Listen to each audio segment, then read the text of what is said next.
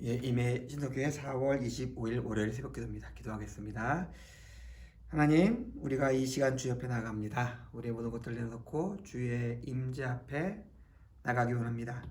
하나님의 말씀과 하나님의 명이 이 시간 우리와 함께하기 원합니다. 온전케 하여 주시고 약한 몸에 그리고 무너진 마음과 삶에 주님 힘과 능력으로서 복과 은혜로서 채워 주시옵소서. 감사드립니다. 예수님의 이름으로 기도드렸습니다. 아멘.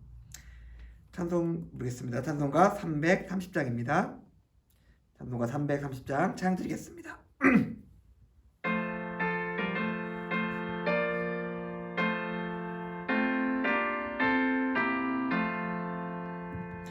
어두운 밤 시대리니 내 직분 지켜서 찬이슬 맺힐 때에 일찍 일어나 돋는 아침부터 힘써서 일하라. 일할 수 없는 밤이 속히 오리라. 어두운 밤 시대리니 내 직분 지켜서 일할 때 일하면서 놀지 말아라. 낮에는 수고하나 쉴 때도 오겠네. 일할 수 없는 밤이 속히 오리라. 어두운 밤 시대리니 내 직분 지켜서 지는 해 빗긴 볕에 힘써 일하고 그 빛이 닿아서 어둡게 되어도 할 수만 있는 대로 힘써 일하라.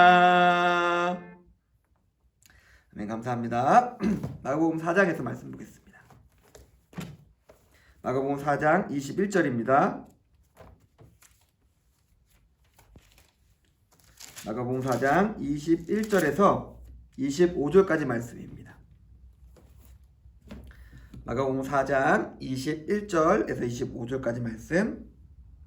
또 그들에게 이르시되 사람이 등불을 가져오는 것은 말 아래나 평상 아래에 두려함이냐 등경 위에 두려함이 아니냐. 드러내려 하지 않고는 숨긴 것이 없고 나타내려 하지 않고는 감추인 것이 없느니라.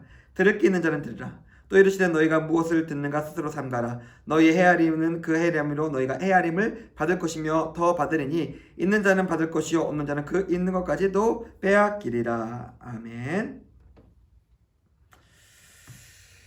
사람들이 불을 켜는 이유는 단순합니다. 몇 가지가 있죠. 첫 번째로 불을 켜서 그 열기를 얻거나 불을 켜서 그 밝기를 얻기 위함입니다.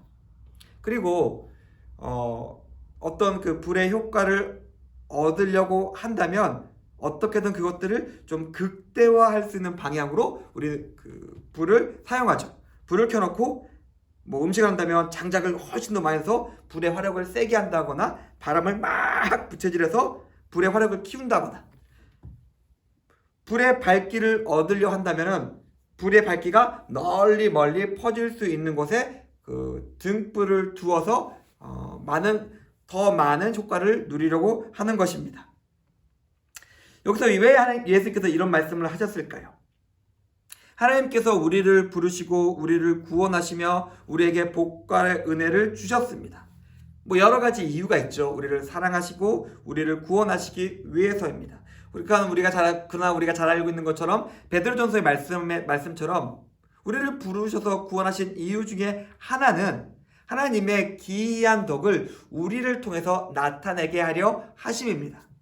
제가 많이 말씀드리지만 출애굽기에서 우리를 부르신 이유는 이방 가운데 하나님의 존재와 하나님의 영광을 드러내시기 위해서 우리를 부르셨습니다. 하나님의 존재와 영광이 우리의 삶을 통해서 나타나고 믿지 않는 자들, 하나님을 모르는 자들이 하나님을 알게 되고 하나님을 경외하게 되고 하나님께 영광을 돌리며 하나님께 돌아오기 위함임을 예수님께서 지금 말씀하고 계시는 것입니다. 하나님께서는 분명히 우리에게 복과 은혜와 구원을 주셨습니다. 은혜를 주셨습니다. 그것은 물론 거저이지만 그러나 그것을 통해서 하나님의 분명한 목적이 있음을 우리가 기억했으면 좋겠습니다. 우리의 삶을 통해서 그 목적이 온전히 성취돼야 함을 우리가 언제나 잊지 않았으면 좋겠습니다. 22절을 보니까 모든 것이 결국에는 다 나타날 거야 라고 얘기해 주고 있습니다.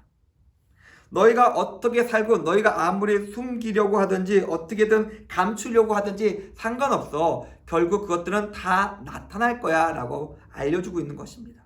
우리의 감추고 싶은 행위가 있습니다. 들키기 싫은 내 마음의 감정이 있습니다. 다른 사람들이 알면 안 되는 내 마음의 교만과 욕망과 검은 의도 같은 것들이 있습니다. 그러나 예수님은 그 모든 것들이 다 드러난다라고 알려주고 있습니다. 그렇기 때문에 우리가 해야 될 것은 우리의 온전한 삶을 통해서 하나님의 영광을 드리는 굉장히 단순하면서 정직한 삶이지, 위선하면서 어떻게든 우리를 감추려고 아무리 노력한다 해도 그것이 결코 이루어질 수 없음을 우리에게 알려주고 있습니다. 마지막에 25절에 보면은 예수님께서 명확하게 경고를 하고 계십니다.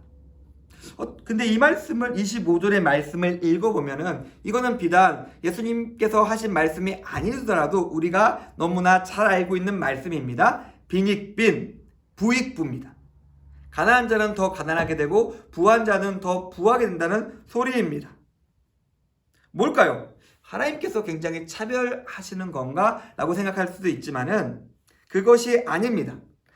여기서 말하고 있는 것은 하나님 나라입니다.